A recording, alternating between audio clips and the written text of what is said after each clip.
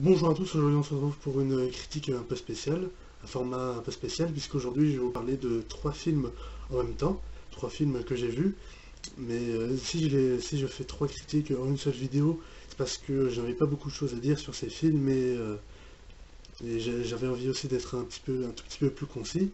Donc si je faisais qu'une vidéo, une critique individuelle pour les trois films, bah, ça aurait fait des vidéos un peu courtes, donc je vais faire les trois films en une vidéo, voilà, pour gagner du temps.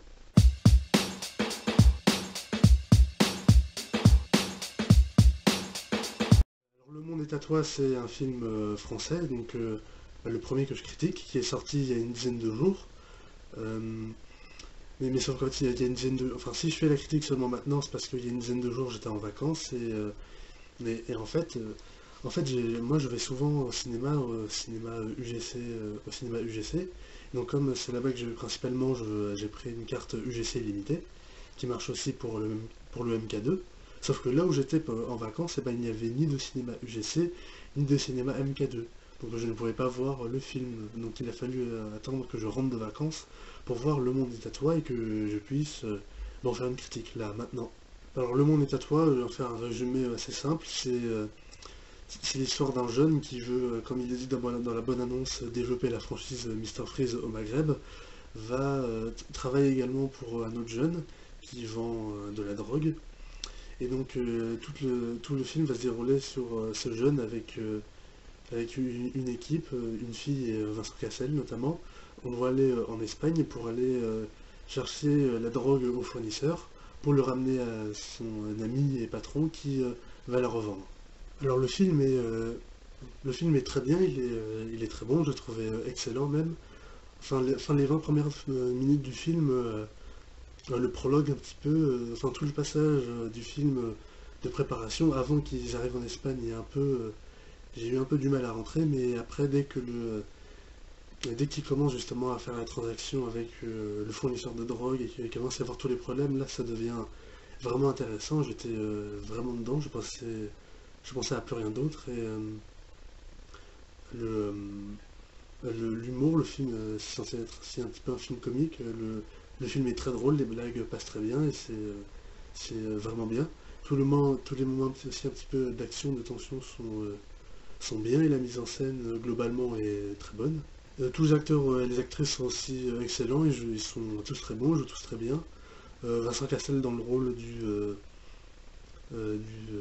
je sais pas, d'un type un petit peu je sais pas, un type un petit peu saoulant qui parle tout le temps trop. Il joue très bien aussi, hein. Pendant tout le film, c'est trop drôle de le voir regarder sur internet des vidéos de théorie du complot, d'Illuminati, hein. D'ailleurs, à la fin, le moment où il pète les plombs est vraiment très drôle. Et aussi, l'acteur britannique qui joue dedans, Sam Spruell, aura enfin un deuxième film français à ajouter à son CV. Enfin, un deuxième bon film français, hein, après, après Valérian et la Cité des Mille Planètes. Parce que oui, j'ai bien aimé ce film. Et donc il y aura en plus Le Monde est à toi parce que oui, voilà, Tekken 3, voilà quoi, ça fait un petit peu tâche sur le CV. Mais voilà, c'était un très bon film et même si ça fait 10 jours qu'il est sorti, s'il passe encore, il doit encore passer, bah, je vous conseille d'aller le voir. Voilà.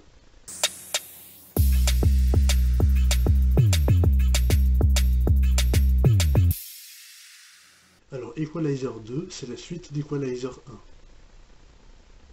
Bonne journée. Alors. Euh, bon, je le dis tout de suite, comme ça, je n'ai pas aimé Equalizer 2. Je n'ai pas vraiment aimé ce film, non. J'ai préféré le 1. Le 1 d'ailleurs que j'ai regardé juste avant d'aller voir le 2 au cinéma, puisque je ne l'avais pas vu. Et le 1 que j'ai vraiment adoré, que j'ai trouvé que c'était vraiment un très bon film, un excellent film. Et donc j'étais vraiment impatient de voir le 2. Sauf que le 2 n'avait pas de ce qu'avait le 1. Il y avait. Euh, bon, comme dans le 2, il y a aussi ce qui m'avait bien plu dans le 1, c'était des passages un petit peu tranches de vie, hein, on le voit comme une personne normale, entre guillemets. J'aimais bien sa relation dans le 1 entre lui et l'agent de sécurité, là, le gros, j'ai oublié son nom. Mais donc on retrouve de ça un petit peu dans le 2, et donc c'est ce qui m'a plu. Tous les passages aussi dans le 1 oui, ça faisait un petit peu justicier pour défendre les opprimés. Il y a de ça aussi dans le 2 et ça m'a bien plu. J'aimais bien aussi sa relation avec le jeune noir qui, euh, qui veut bien dessiner mais qui risque de gâcher sa vie. Enfin, j'ai bien aimé tout ça, mais ce qui m'a pas plu dans le 2 aussi, c'était... je sais pas vraiment, je pense pas que ce soit la mise en scène parce que le film est très bien réalisé, mais je pense que c'est plutôt par rapport à l'histoire non, au scénario et au déroulement de l'histoire à l'ambiance aussi. Enfin, je veux dire, dans Equalizer 1, il y avait un truc justement au niveau de l'ambiance qu'il n'y a pas dans le 2.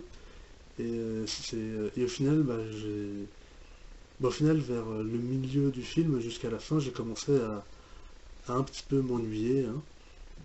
Même à la fin, là, toute la grosse scène dans la ville, et bah, c'était... je dirais que c'était pas aussi divertissant que la scène dans le magasin dans le premier.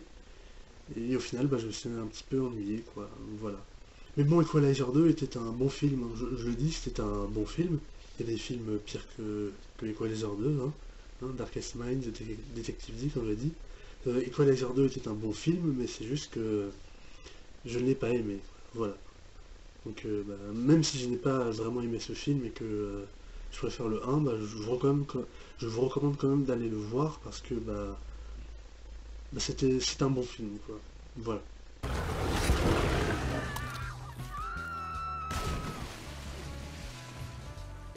J'ai vraiment beaucoup aimé, bien aimé ce film, c'était vraiment très très bien, bon comme j'ai dit. L'histoire du film est quand même assez intéressante, assez prenante. Euh, la mise en scène du film est bien et parfois il y a même quelques moments dans le film qui sont... des moments de mise en scène dans le film qui sont quand même assez astucieux. Et les scènes d'action aussi du film, les scènes de tension sont très bien, sont très bien travaillées, il y a vraiment du suspense quoi. Et, bon, ça fait peur, oui. Moi personnellement ça m'a pas fait peur, mais ça pourrait faire peur, oui. Et les scènes d'action étaient aussi très divertissantes, très bien filmées et très prenantes, on était vraiment dedans. Bon, le film se passe en Chine, enfin pas vraiment en Chine, si, je crois que c'est en Chine, en Asie, en Thaïlande, enfin dans ce coin-là. Vous savez ce que j'en pensais, j'en ai dit dans Skyscraper, mais là honnêtement ça me dérange pas du tout parce que bon, bah, déjà le film se passe pas directement en Chine, c'est déjà dans la mer. Et en plus, ils le disent, c'est dans les eaux internationales, donc juridiquement, c'est plus du tout en Chine. Mais limite, ça peut aller, je m'en fiche, parce que le film était vraiment très très bon. C'était... Bon, en termes de films de requins, à part Les Dents de la Mer, celui-là et un autre qui s'appelle 47 Meters Down, j'ai pas vu beaucoup de films de requins, parce que bon, ils ont tous la popularité d'être plus nuls les uns que les autres. Sauf que celui-là, il était vraiment très très bien, c'était même assez surprenant que ce soit bien. Je m'attendais juste à un petit divertissement sympathique et tranquille, mais non, je trouvais que c'était vraiment un bon film, un très bon film. Voilà, donc n'hésitez surtout pas et foncez vraiment voir En eau trouble, parce que le film est vraiment très bien et des films de requins qui sont bons, de nos jours c'est assez rare, hein. En plus d'ailleurs j'ai vu, il va y avoir Sharknado 6 qui va sortir. Encore un quand même. En plus, oui, en plus, dans le film, en autre trouble, ils font aussi une référence à un autre film de requin, je crois, Shark Week. Bon, Shark Week, je sais pas trop, mais bon, je l'ai pas vu, mais apparemment ça peut pas être un très bon film de requin, mais bon, je peux me tromper. Mais bon, en tout cas, quand même, allez le voir, parce que moi j'ai trouvé que c'est très bon et je vous le conseille d'aller le voir. Parce que comme j'ai dit, un film de requin bon, mais bon comme En eau trouble, hein, pas juste un simple divertissement, vraiment un bon film, et bah c'est rare quoi. Voilà. Merci d'avoir regardé ma critique jusqu'au bout. Enfin, enfin bon, du coup mes trois critiques. Bah, merci d'avoir regardé ma vidéo jusqu'au bout. N'hésitez pas à mettre un pouce en l'air si ça vous a plu. Commentez cette vidéo aussi et aussi les autres films que je viens de critiquer, Equalizer 2, Tout le monde est à toi et En eau trouble pour me dire ce que vous en avez pensé. Partagez également ma vidéo sur les réseaux sociaux et abonnez-vous à ma chaîne YouTube pour ne rien manquer de mes prochaines vidéos. Salut!